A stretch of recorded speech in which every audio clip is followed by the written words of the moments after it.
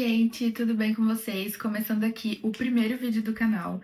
Meu nome é Gabriela, eu moro atualmente na Alemanha, vim com o meu marido, mas somos brasileiros. E recentemente, não tão recentemente assim, a gente descobriu que estamos grávidos. Então esse vídeo é para contar para vocês como a gente descobriu a gravidez e também os primeiros passos que a gente teve que tomar, né, aqui na Alemanha depois de ter descoberto.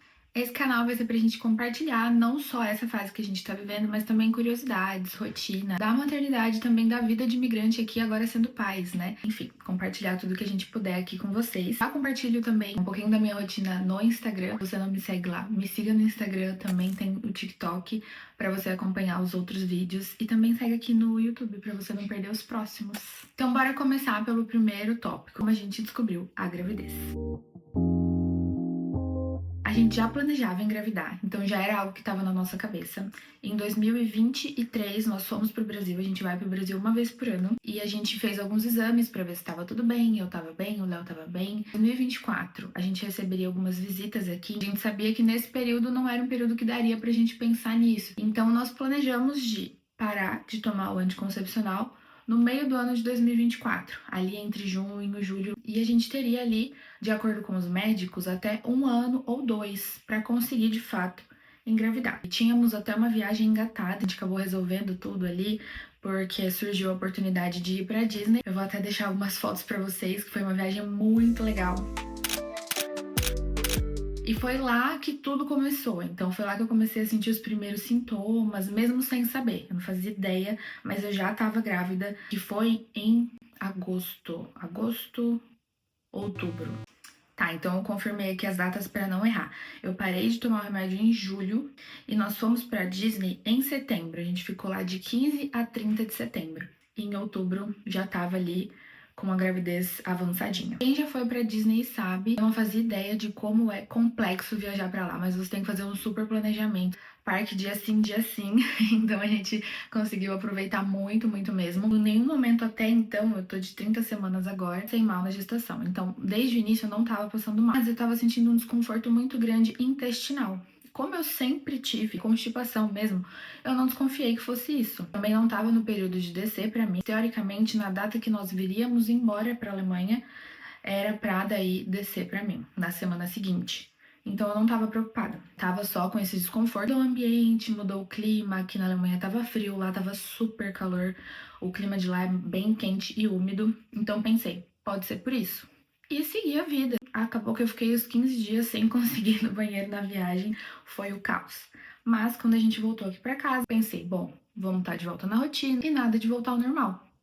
Continuei constipada, continuei com bastante dor intestinal, era cólica, sabe? Intestinal bem, bem forte. Passou-se a primeira semana e nada de descer pra mim. Até aí, tudo bem, porque como eu tinha parado de tomar o anticoncepcional, esses atrasos estavam sendo normais. Então eu tava mesmo desde julho tendo atrasos de 3 dias, 4 dias. Lógico que a gente fica sempre na esperança de ser, mas eu não queria criar expectativa também, porque se não fosse, eu não ia me decepcionar, entendeu? Se não fosse um bebezinho. Aí passou 3 dias, 4 dias, 5 dias, 6 dias. Eu falei, opa, tá demorando muito, né? Quando deu o 7º dia, falei, ok, não é normal. Conhecendo o meu corpo, me vi em vários cenários e nunca tive atrasos tão grandes, sempre ali no máximo 3, 4 dias. E aí eu falei, bom, hora de fazer o teste. Eu fui na farmácia, comprei um teste de farmácia, trouxe pra casa. Falei pro Léo que tinha comprado, porque eu sou ansiosa, gente, não consigo guardar segredo. Então eu tava com o teste na bolsa, na sacola, eu não consegui fingir costume. Eu falei pra ele, ó, comprei, vou fazer o teste. E no dia seguinte, eu fiz o teste já com atraso, então, de 7 dias. E deu positivo. Foi aquela alegria. Até gravei um vídeo, eu acho que eu tenho um vídeo da minha reação. Porque eu falei, eu vou gravar, porque se for, pelo menos eu tenho registrado. Não postei, não fiz nada, mas eu tenho. Eu vou colocar pra vocês também o vídeo.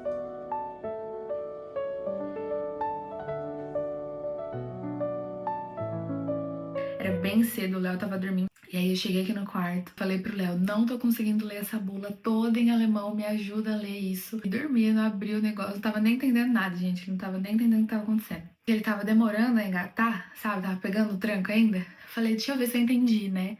Quando tá positivo é 2 risquinhos, e quando tá negativo é 1, é isso? Aí ele, é isso. Aí eu levantei o teste e falei, tipo esse aqui?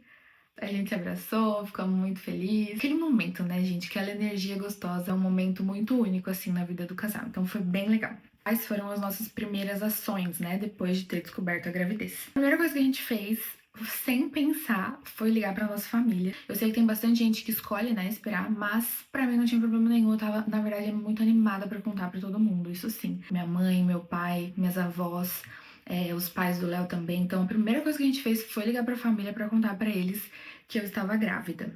Agendamos a nossa primeira consulta. Eu tinha uma amiga que estava grávida também. Ela foi um anjo na minha vida, então ela me indicou o médico que ela estava passando e me ajudou de mil outras formas até agora. Mas o médico que eu passo hoje foi indicação dela. Então eu fui, passei com um médico, ele fala inglês. Eu sei que tem ginecologistas aqui na Alemanha, eu estou em Berlim, que falam português. Eu não tava procurando alguém que falasse português, eu tava procurando uma indicação que realmente me passasse tranquilidade de assim, esse médico é bom, esse médico é legal. Então eu fui na indicação dela, pra gente foi bem tranquilo. Depois eu conto pra vocês como é que foi essa primeira consulta, mas antes eu vou falar, além do médico, o que mais a gente fez. A gente também procurou uma EBAME para me acompanhar durante a gestação. Então as duas primeiras coisas que a gente fez foi procurar um médico e procurar uma EBAME. O que é, na verdade, a EBAME, né? Que não é comum ter no Brasil, mas aqui na Alemanha é muito importante. Eu acho, na verdade, que se fala rebame, porque o H aqui tem som de R nas palavras. Aqui, pra gente falar só qual a diferença entre a EBAME e a doula. A EBAME, ela é como se fosse uma parteira. Então, aqui na Alemanha, as EBAMES que fazem os partos, na verdade, não são os médicos. Os médicos, eles atuam no parto de forma mais específica para assuntos, às vezes, emergenciais, críticos ou de extrema importância. Mas o momento do parto em si, ele é realizado por uma EBAME, não por um médico. A diferença da EBAME e da doula é exatamente essa atuação. A EBAME, ela pode tirar o bebê, ela pode fazer o parto. A doula não, ela não pode fazer o parto. Além disso, a EBAME, checagem de sangue, de urina, ela pode fazer esses exames para você, não é só o seu médico que pode fazer esse exame. Já a doula não, ela tem um papel mais mental, emocional durante o parto e durante a gravidez. Então é importante você ter uma EBAME, porque, por exemplo, não quero fazer isso na clínica com o médico, quero fazer isso na minha casa, porque eu me sinto mais confortável, eu me sinto mais à vontade. Você pode, a EBAME pode fazer isso para você na sua casa. E a ideia aqui é que você passe a sua gestação com a pessoa que vai fazer o seu parto. Porque se a EBAME é a pessoa que faz o meu parto, por que não conhecer ela, criar vínculo, confiança com essa pessoa para depois ela fazer o meu parto? A ideia é essa. Na prática, tudo depende do modo que você vai escolher ter o seu parto. Mas isso é assunto daí para outro vídeo, se vocês quiserem um vídeo onde eu conto, né, quais são as formas de parto daqui, como funciona o parto em si aqui, comenta que eu trago um vídeo para vocês. No meu caso, eu escolhi um parto hospitalar. A minha EBAME, ela não é uma EBAME que faz parto no hospital. Ela faz de outras formas, mas não no hospital, que foi o método que eu escolhi. Então, apesar dela passar toda a gestação comigo, na hora do nascimento não é ela que vai estar lá.